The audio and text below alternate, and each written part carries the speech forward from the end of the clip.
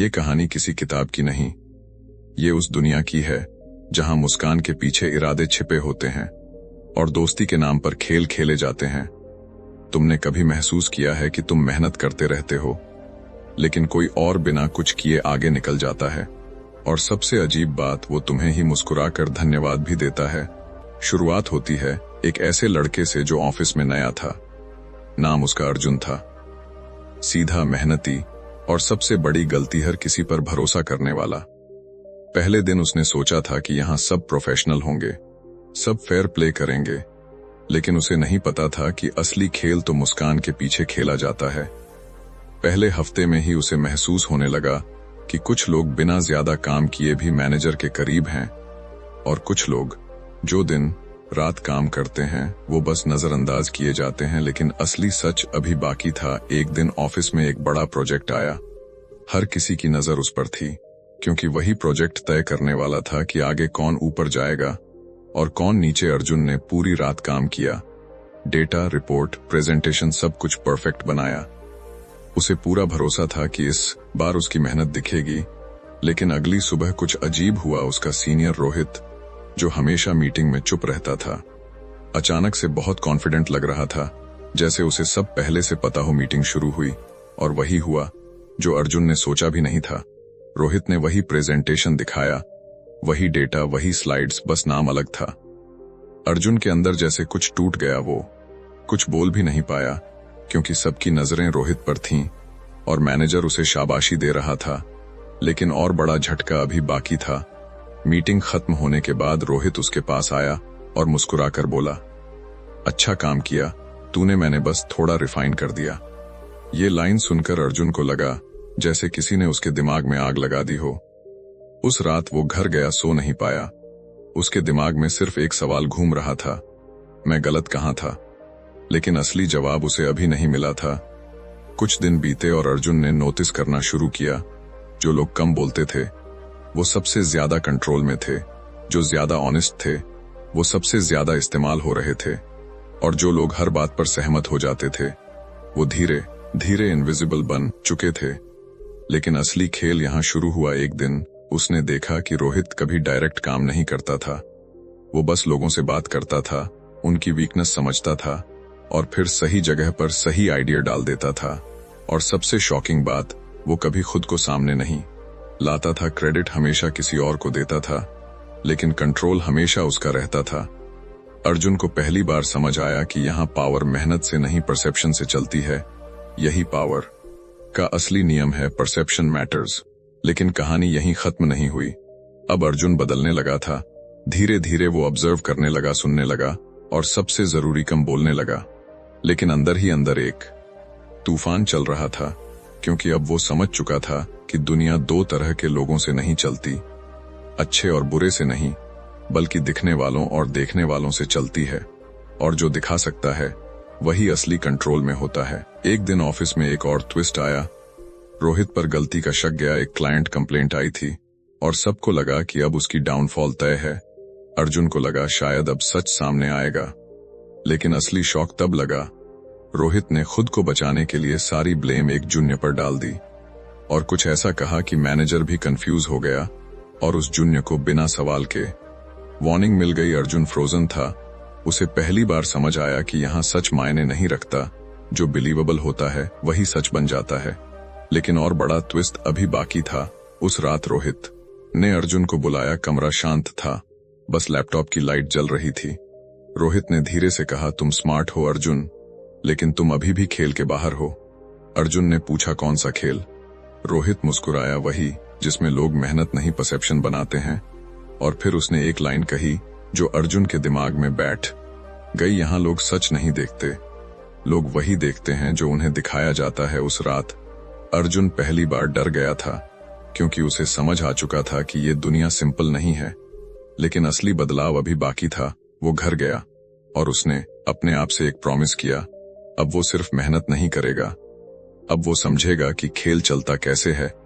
लेकिन उसे नहीं पता था कि ये रास्ता उसे खुद से भी लड़ने पर मजबूर करेगा, और वहीं से शुरू हुआ असली ट्रांसफॉर्मेशन। लेकिन कहानी अभी खत्म नहीं हुई। अभी तो वो जगह बाकी है जहां इंसान खुद को खो देता है और फिर दोबारा बनाता है। और अगली सुबह अर्जुन ऑफिस में पहले से अलग इंसान था। उसकी आंखों में सवाल कम थे और ऑब्जर्वेशन ज्यादा। वो अब हर मुस्कान को सिंपल नहीं मानता था, हर कॉम्प्लीमेंट के पीछे मोटिव ढूंढता था और हर साइलेंस को समझने की कोशिश करता था। लेकिन उसे नहीं पता था कि अब लोग भी उसे नोटिस करने लगे थे। और जब तुम चेंज होते हो तो दुनिया भी तुम्हें अलग तरीके से देखने लगती है। और यहीं से असली खेल शुरू होता है। और उसी दिन से अर्जुन के अंदर एक अजीब सा बदलाव शुरू हो गया। अब वो वही अर्जुन नहीं था जो हर बात पर भरोसा कर लेता था। अब वो हर चीज को देखता नहीं था, पढ़ता था लोगों की बातें, उनकी टाइमिंग, उनका टोन, सब कुछ अब उसके लिए एक संकेत बन चुका था। लेकिन असली बदलाव बाहर नहीं, उसके अंदर हो रहा था। ऑफिस में उस दिन एक नई मीटिंग थी और माहौल पहले से अलग था, क्योंकि सबको लग रहा था कि रोहित अब थोड़ा कमजोर पड़ गया है। लेकिन रोहित वो आज भी शांत था और यही शांति सबसे खतरनाक लग रही थी। मीटिंग शुरू हुई। इस बार अर्जुन चुप था, लेकिन उसकी नजरें सब पर थी। मैनेजर ने कहा, हमें इस बार एक नया लीड चुनना है। और कमरे में अचानक एक भारी सन्नाटा छा गया। सबको लग रहा था कि इस बार मौका किसी और को मिलेगा, लेकिन असली खेल अभी बाकी था। रोहित ने धीरे से अपनी फाइल बंद की और बोला, कुछ नहीं। लेकिन उसी साइलेंस में उसने पूरा कंट्रोल ले लिया था, क्योंकि जब तुम कुछ नहीं बोलते, लोग खुद तुम्हारे लिए कहानी बनाने लगते हैं। और वही हुआ। मैनेजर ने अचानक कहा, रोहित, तुम इस प्रोजेक्ट को लीड करोगे। अर्जुन के अंदर कुछ टूट गया, क्योंकि इस बार भी कुछ बदला नहीं था। लेकिन अब उसने एक चीज नोटिस की, रोहित ने खुश होने की एक्टिंग भी नहीं की, बस हल्का सा सिर हिलाया, जैसे उसे पहले से पता था। और उसी पल अर्जुन को पहली बार समझ आया कि कुछ लोग जीतते नहीं, वो सिचुएशन को पहले से सेट कर देते हैं। लेकिन असली ट्विस्ट अभी बाकी था। मीटिंग के बाद अर्जुन ने देखा कि एक सीनियर एम्प्लॉई जो हमेशा रोहित के खिलाफ बोलता था, अचानक से रोहित की तारीफ करने लगा। कल तक जो उसे फेक कहता था, आज वही उसकी स्ट्रैटेजी को ब्रिलियंट बता रहा था। अर्जुन कंफ्यूज्ड था, ये अचानक चेंज कैसे? लेकिन फिर उसे याद आया रोहित की एक पुरानी लाइन, लोग दुश्मन नहीं होते, बस डायरेक्शन बदलते रहते हैं। उस रात अर्जुन घर गया और पहली बार उसने खुद को आईने में ध्यान से देखा। उसे लगा वो वही है, लेकिन अंदर कुछ बदल चुका था। और उसी रात उसे एक और रियलाइजेशन हुआ, उसने मेहनत तो की थी, लेकिन कभी अपनी प्रेजेंस नहीं बनाई। उसने काम किया, लेकिन लोगों के दिमाग में अपनी इमेज नहीं बनाई। और यहीं से असली डिफरेंस शुरू होता है, क्योंकि दुनिया में सिर्फ काम नहीं चलता, काम का परसेप्शन चलता है। यही पावर का असली नियम है, परसेप्शन मैटर्स। अगले दिन अर्जुन ने एक छोटा एक्सपेरिमेंट शुरू किया। उसने जानबूझकर कम बोलना शुरू किया, लेकिन हर काम को थोड़ा स्ट्रेटेजिकली दिखाना शुरू किया। वो अचानक बोलता नहीं था, वो सही समय पर बोलता था। और धीरे धीरे लोग उसे नोटिस करने लगे। लेकिन एक चीज हो रही थी जो उसने एक्सपेक्ट नहीं की थी। कुछ लोग उसे पहले से अलग समझने लगे थे। ये थोड़ा अलग हो गया है, अब ये पहले जैसा सिंपल नहीं रहा। और ये बात उसके अंदर एक स्ट्रेंज फीलिंग पैदा कर रही थी, क्योंकि वो खुद को बदल भी रहा था और खो भी रहा था। लेकिन असली खेल अभी शुरू ही हुआ था। एक दिन लंच ब्रेक में रोहित उसके सामने बैठा और बिना देखे बोला, तुम सीख रहे हो? अर्जुन चौंक गया। क्या? रोहित मुस्कुराया सिस्टम को। और फिर एक लंबी साइलेंस। उस साइलेंस में अर्जुन को पहली बार लगा कि रोहित सिर्फ प्लेयर नहीं, बल्कि टीचर भी हो सकता है। लेकिन अगली लाइन ने सब बदल दिया। रोहित ने कहा, बस एक खतरा मत बन जाना खुद के लिए। और उठकर चला गया। अर्जुन वहीं बैठा रह गया, क्योंकि ये वार्निंग थी या एडवाइस वो समझ नहीं पाया। लेकिन अंदर कुछ डर जरूर गया। उस रात उसे नींद नहीं आई। उसके दिमाग में एक ही बात घूम रही थी, क्या मैं बदल रहा हूं या बन रहा हूं? और वहीं से शुरू हुआ असली इंटरनल कॉन्फ्लिक्ट, क्योंकि अब खेल बाहर नहीं था, अब खेल उसके अंदर था। एक तरफ उसका पुराना सेल्फ था जो सिंपल था, ऑनेस्ट था, और दूसरी तरफ नया सेल्फ जो शार्प था, साइलेंट था, स्ट्रेटेजिक था। और दोनों के बीच वो फंसता जा रहा था। लेकिन उसे नहीं पता था कि अगला ट्विस्ट उसे और भी गहरे ले जाने वाला था। और एक ईमेल आएगा जो सब कुछ बदल देगा। अगली सुबह ऑफिस में माहौल थोड़ा अलग था। हर कोई नॉर्मल दिखने की कोशिश कर रहा था, लेकिन किसी के चेहरे पर नॉर्मैलिटी थी ही नहीं, क्योंकि रात को एक ईमेल आया था और उसी ईमेल ने पूरे सिस्टम को हिला दिया था।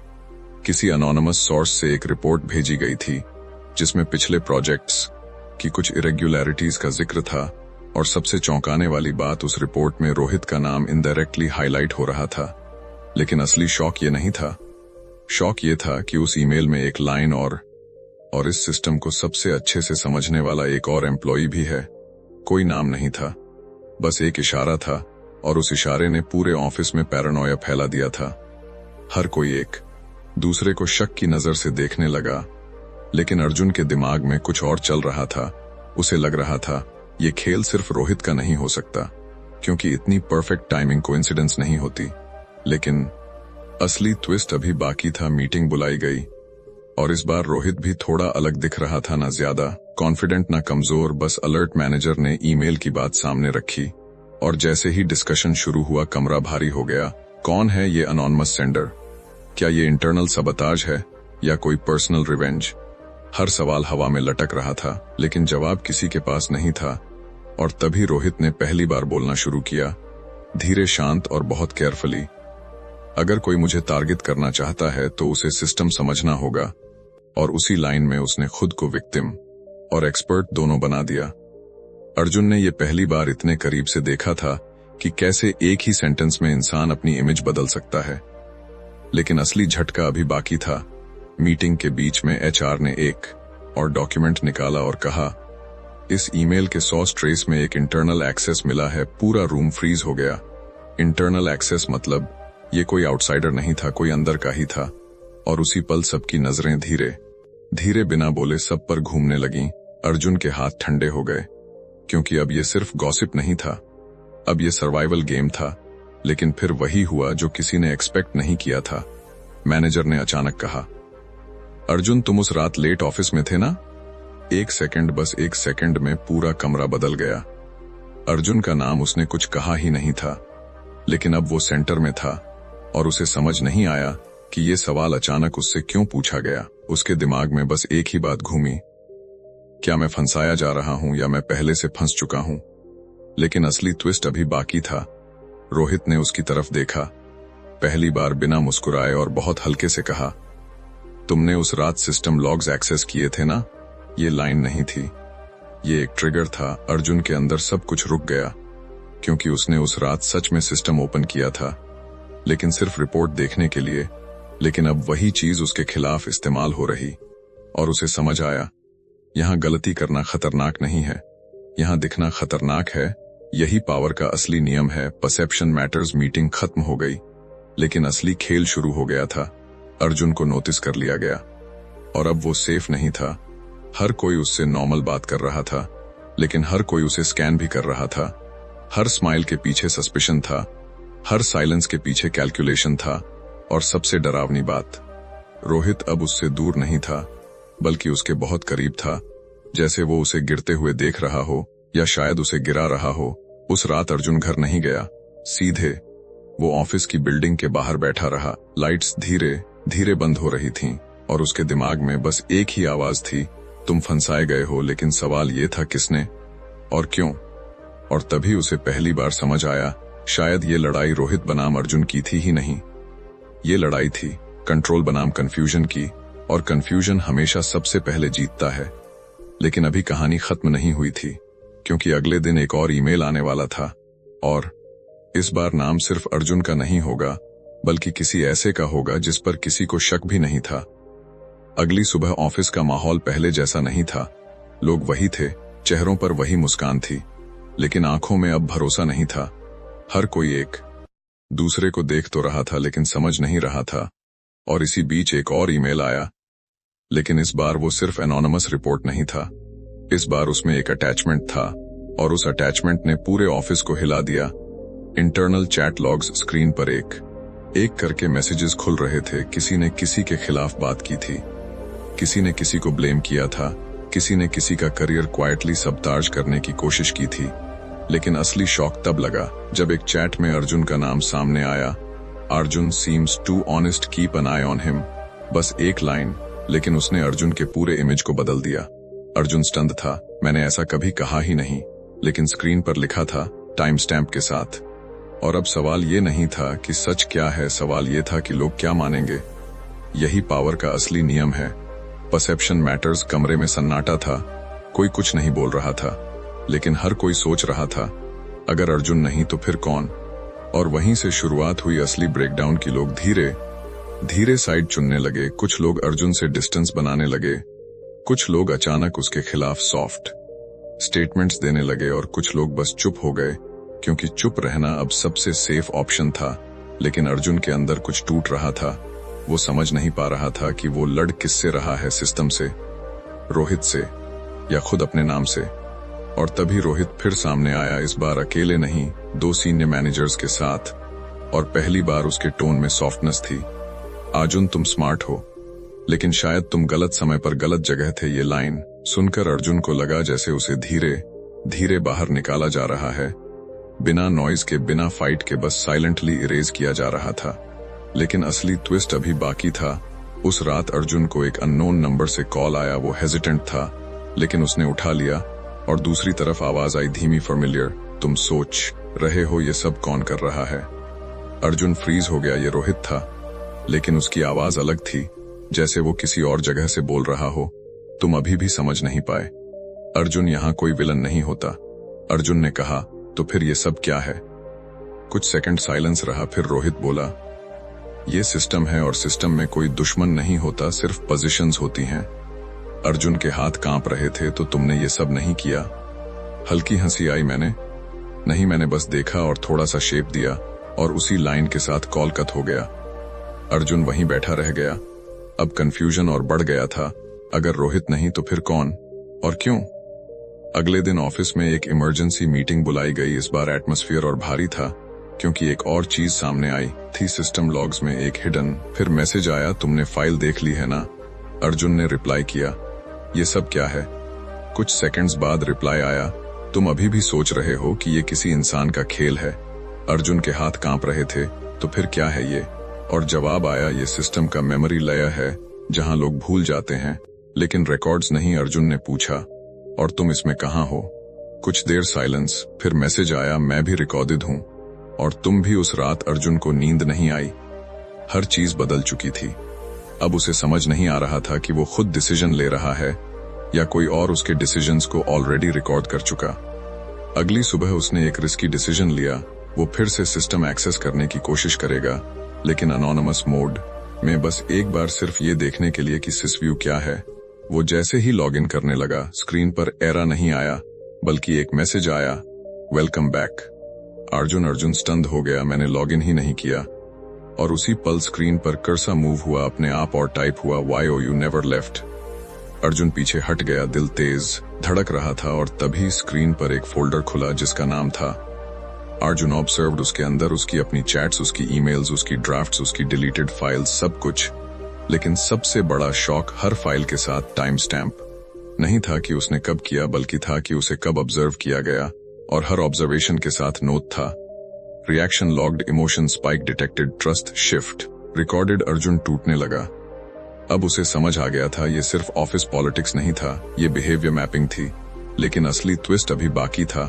फोल्डर के एंड में एक वीडियो फाइल थी, नाम ओरिजिन, MP4। उसने प्ले किया, और स्क्रीन पर जो दिखा, उसने अर्जुन को पूरी तरह फ्रीज कर दिया। वीडियो चलने के साथ ही स्क्रीन थोड़ी देर के लिए ब्लैक हो गई, और फिर जो दिखाई दिया वो कोई नॉर्मल फुटेज नहीं था। एक एम्प्टी रूम, व्हाइट लाइट्स, और बीच में एक चेयर। कोई फेस नहीं, कोई वॉइस नहीं, बस साइलेंस। लेकिन उसी साइलेंस में एक लाइन ऑडियो में आई, every system needs an observer. Arjun की सांस रुक गई, क्योंकि ये कोई रिकॉर्डिंग नहीं लग रही थी। ये जैसे किसी एक्सपेरिमेंट का हिस्सा था। और फिर स्क्रीन पर एक सीक्वेंस शुरू हुआ। अलग अलग लोगों के फेसेस फ्लैश हो रहे थे, एम्प्लॉइज, मैनेजर्स, इंटर्न्स, सीनियर्स, और हर फेस के नीचे वही लेबल, रिएक्शन प्रोफाइल। अर्जुन का दिमाग टूटने लगा। ये लोग इंसान नहीं, डेटा पॉइंट्स बन चुके थे। लेकिन असली शॉक अभी बाकी था। अचानक स्क्रीन पर एक नेम स्टॉप हुआ, अर्जुन, और स्क्रीन फ्रीज हो गई। अब सिर्फ उसका चेहरा था, और नीचे लिखा था, सब्जेक्ट अडेप्टिव ऑब्जर्वर। अर्जुन पीछे हट गया, मैं सब्जेक्ट हूं। और तभी वॉइस आई, इस बार क्लियर, काम, ऑलमोस्ट रोबोटिक, तुम समझ नहीं रहे हो अर्जुन, तुम कभी प्लेयर नहीं थे। स्क्रीन पर टेक्स्ट टाइप होने लगा, अपने आप, you were never inside the system, you were being used to refine it. Arjun की आंखों के सामने सब ब्लर हो रहा था। और फिर सबसे बड़ा रिवील आया। स्क्रीन पर सिसव्यू का डायग्राम खुला। और वो कोई इंसान नहीं था, ना कोई ग्रुप, बल्कि एक डिस्ट्रीब्यूटेड सिस्टम था जो हर एम्प्लॉय के बिहेवियर से सीखता था। हर इमोशन, हर डिसीजन, हर रिएक्शन उसके लिए इनपुट था, और इंसानों को लगता था कि वो काम कर रहे हैं, लेकिन असल में वो ट्रेन हो रहे थे। अर्जुन फुसफुसाया तो रोहित स्क्रीन पर जवाब आया, interface node like you. Arjun के पैरों तले जमीन नहीं रही, रोहित भी प्लेयर नहीं था, वो भी सिस्टम का हिस्सा था। और तभी लास्ट लाइन आई, the system doesn't control people, it learns them and then replaces them. Arjun की आंखें स्क्रीन पर जम गईं, रिप्लेस देम मतलब ये सब लोग रिप्लेस किए जा सकते थे या ऑलरेडी किए जा चुके थे। और तभी स्क्रीन ब्लैकआउट हो गई, कमरा अंधेरा हो गया, लेकिन लैपटॉप अभी भी ऑन था, और एक आखिरी मैसेज आया, now you understand, your reactions improve दस, थैंक यू अर्जुन। और फिर लैपटॉप खुद बंद हो गया। अर्जुन वहीं बैठा था, साइलेंट, क्योंकि अब उसे लड़ना नहीं था, समझना भी नहीं था। अब बस एक चीज बची थी कि वो खुद क्या, ऑब्जर्वर, सब्जेक्ट, या सिर्फ एक टेम्पररी फेज। और सबसे डरावना सवाल, अगर उसे रिप्लेस किया जा सकता है तो क्या वो अभी भी ओरिजिनल था, या पहले ही रिप्लेस हो चुका था और बाहर शहर की लाइट्स वैसे ही चल रही थीं, लोग वैसे ही हंस रहे थे, काम वैसे ही चल रहा था जैसे कुछ हुआ ही न हो। लेकिन कहीं न कहीं सिसव्यू अभी भी देख रहा था और सीख रहा था, और शायद अगला अर्जुन कहीं और तैयार हो रहा था, क्योंकि खेल कभी खत्म नहीं होता, वो बस अपग्रेड होता रहता है।